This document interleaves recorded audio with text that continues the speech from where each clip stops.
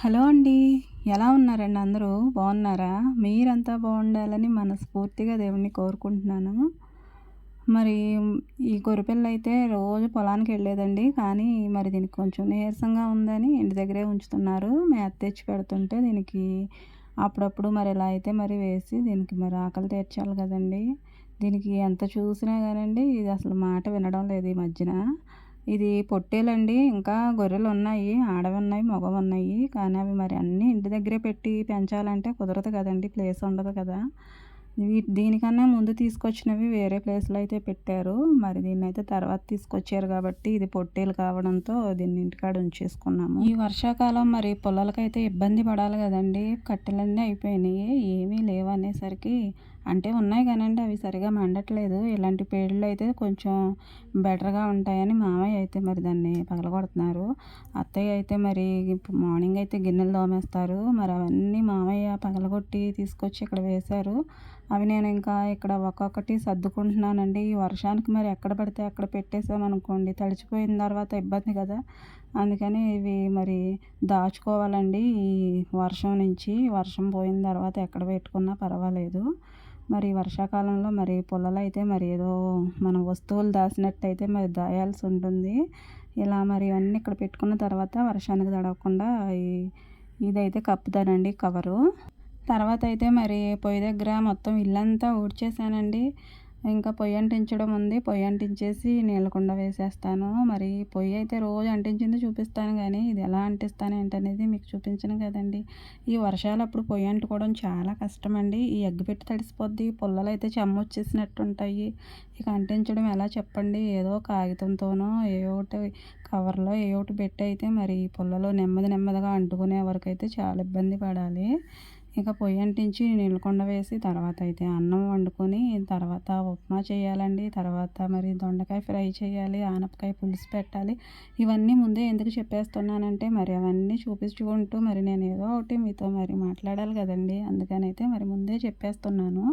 ఇంకా కూరగాయలు కోసుకుంటున్నానండి. ఉప్మా చేయడానికి కూరగాయలంటే టమాటో, బంగాళాదుంప అలాగే మరి కొంచెం అల్లం ముక్క, ఉల్లిపాయ, పచ్చిమిరకాయ ఇవన్నీ వేసి అయితే చేసుకుంటాము ఉప్మా అప్పుడప్పుడు. మాలా విలేజ్‌లో ఉండే వాళ్ళకైతే ఈ వర్షాకాలంలో అయితే చాలానే తిప్పలుంటాయండి.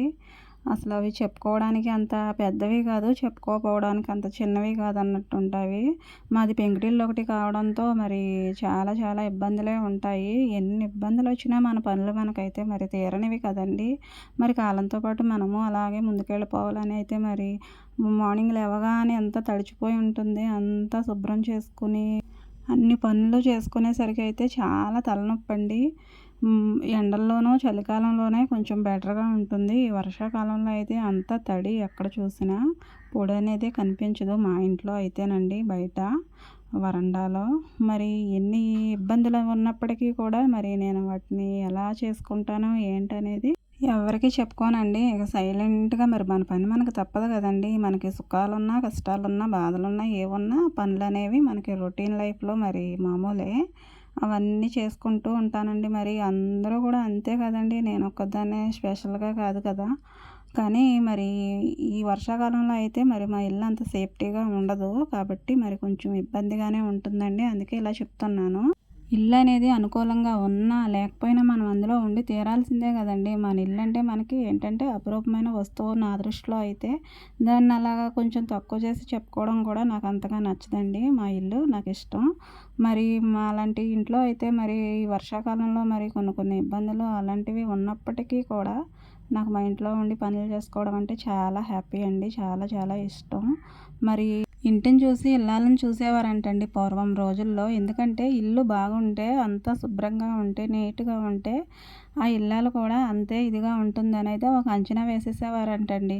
ఈ రోజుల్లో అయితే ఏ ఇల్లు చూసినా తాజ్‌మహల్ లెవెల్‌లో అయితే ఉంటుంది. మరి పూర్వం రోజుల్లో అయితే అలా ఉండేవి కాదంటండి ఇల్లు. తాటాకిళ్ళు, పెంకుటిల్లు కొంచెం బాగుందనుకుంటే పెంకుటిల్లు లేదంటే అందరికీ తాటాకు ఇల్లులే. మరి అలాంటి ఇంట్లో ఏంటంటే మట్టండి అంతా అలుక్కోవడం, మెత్తుకోవడం, మొత్తం చిమ్ముకోవడం, కళ్ళాపులు, ముగ్గులు ఇవన్నీ పెట్టి ఎంతో నీట్‌గా సంబరంగా ఉండేదండి. అలాంటి ఇల్లు చూస్తే నా చిన్నప్పటి రోజుల్లో కొన్ని అయితే కనపడేవి అలాంటివి.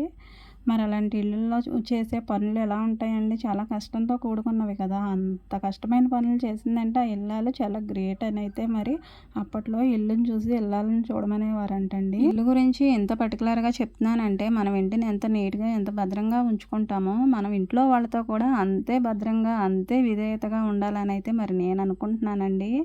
అంటే మన వాళ్ళందరూ కూడా మరి మన చుట్టూ ఉన్నప్పుడు మరి మనం అందరితోనూ కూడా మంచి అనిపించుకోవాలి కదా!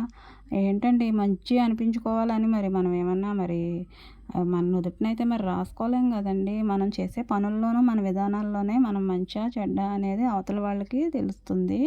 అంతేగాని మరి మనం మంచివారమని ముద్ర అయితే మరి ఎక్కడా వేసుకోలేం గదా! మన మనస్తత్వం ఏంటనేది ఎదుటివారికి తెలిసేలాగైతే మన బిహేవియర్ ఉండాలండి. ఇంటి కోడలిగా మనం మరి ఇంట్లో వాళ్ళకి మరి చాలా విధేయతగా అయితే ఉండాలి. మరి అలా కాకుండా మరి వాళ్ళకి ఎగనెస్ట్ అయిపోయి మరి వాళ్ళతో మనం రోజు కజ్జాలనేవి పెట్టుకుంటూ పోతే వాళ్ళ మనసుల్లో మన గురించయితే మరి మంచి మాట అనేది ఉంటుందండి.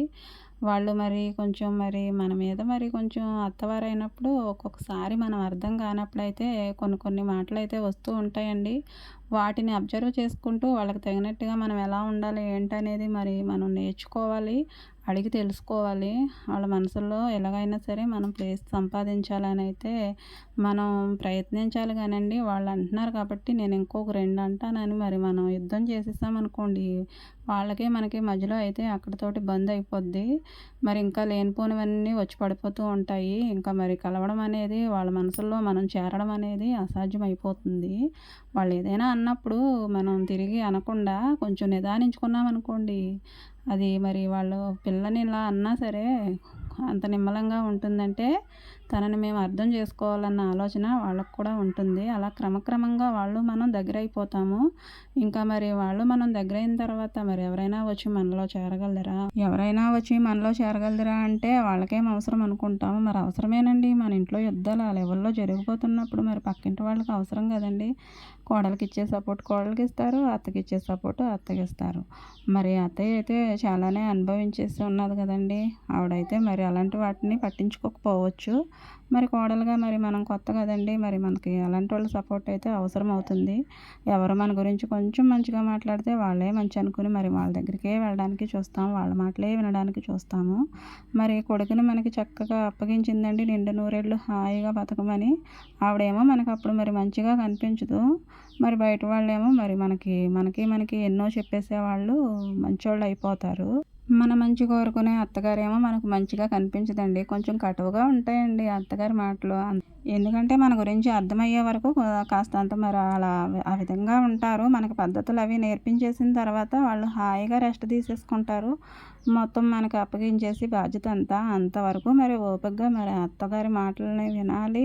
ఆవిడ పద్ధతులన్నీ పాటించాలి. ఆవిడని ఫాలో అవ్వాలి కదండీ! ఆవిడ చేసినంత సంసారం మనం కూడా చెయ్యాలంటే ఆవిడ ఎలా ఉన్నదో ఏంటో వాళ్ళ అత్తగారి దగ్గర ఆవిడ అనుభవాలు ఏంటో అనేవి ఆవిడ ఒక అత్త అయిన తర్వాత మరి తెలుస్తుంది. అప్పుడు వచ్చే కోడళ్ళకి మా అత్తగారు ఇలా నాకు చెప్పింది కాబట్టి నా కోడళ్ళకి అలా నేను చెప్పుకొచ్చి జాగ్రత్తగా సంసారాన్ని ఈమె చేతిలో పెట్టాలని మనల్ని తెలివైన వాళ్ళగా తీర్చాలనే కోరిక తప్పితే వాళ్ళు మనల్ని ఏదో సాధించేయాలని అయితే అలా అనుకోరండి.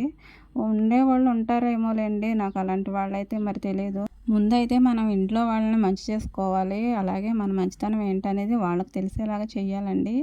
ఇంట్లో వాళ్ళతోటి మరి మనం మంచిగా ఉన్నప్పుడే మరి బయట వాళ్ళు కూడా మరి మరి మనల్ని పలానా వాళ్ళ కోడలు చాలా చక్కగా ఉంటుంది, మంచిగా ఉంటుంది, అందరితోనూ చక్కగా కలివిడిగా కలిసిపోతుంది అనే మరి బిరుదులైతే తర్వాత రానే వచ్చేస్తాయి. అవి ఎలా వచ్చేస్తాయంటే మరి ముందు మనం ఇంట్లో వాళ్ళతో ఉండే బిహేవియర్‌ని బట్టే బయట వాళ్ళ నుంచి మరి మనకి మంచి మాట అనేది వస్తుంది. ఇంట్లో వాళ్ళతో మరి కేకలు, బొబ్బలు పెట్టేసి రోజు గొడవలతో ఉంటే బయట వాళ్ళతోటి మరి మనకు మంచి మాట అనేది ఉంటుందా?